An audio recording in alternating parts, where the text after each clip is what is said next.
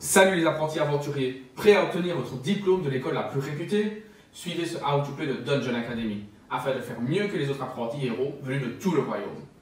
Dungeon Academy de Julian Alain, illustré par Régis Torres et édité par Matago, mettra en compétition jusqu'à 6 héros pendant 20 minutes à l'intérieur des salles d'examination du donjon. Avant de débuter la partie, vous devrez construire le sol et le plafond de votre donjon, comme cela est inscrit dans le livret de règles.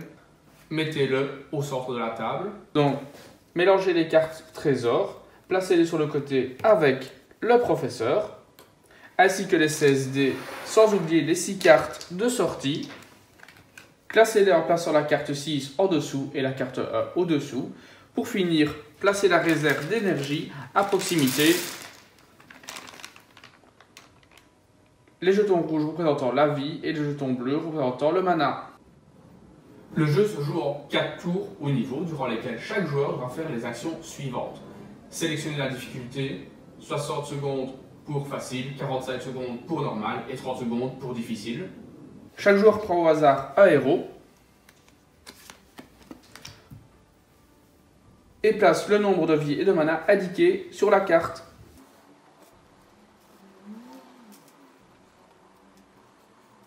Chaque joueur reçoit ensuite sa fiche aventure. Et n'oubliez pas de prendre un crayon ou un bic pour commencer.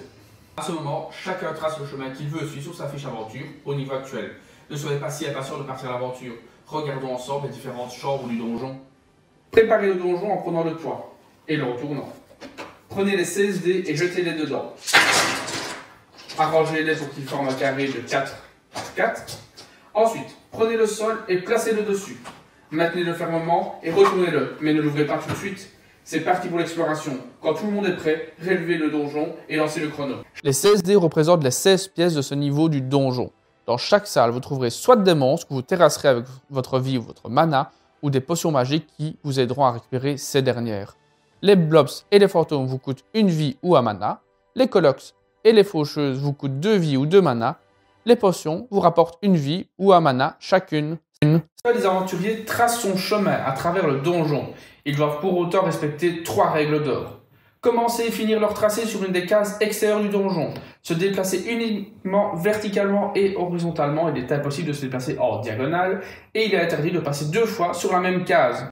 Une fois qu'un joueur est sorti du donjon, il prend la carte au-dessus de la pile des sorties.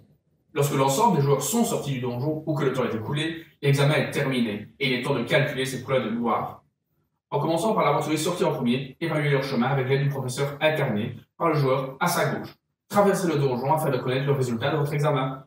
C'est le moment de scorer. Vous gagnez 1 point par monstre vaincu, des points bonus obtenus grâce à des cartes trésors ou à l'habilité de votre héros, mais aussi venant de l'une des 4 quêtes disponibles en bas de votre feuille aventure.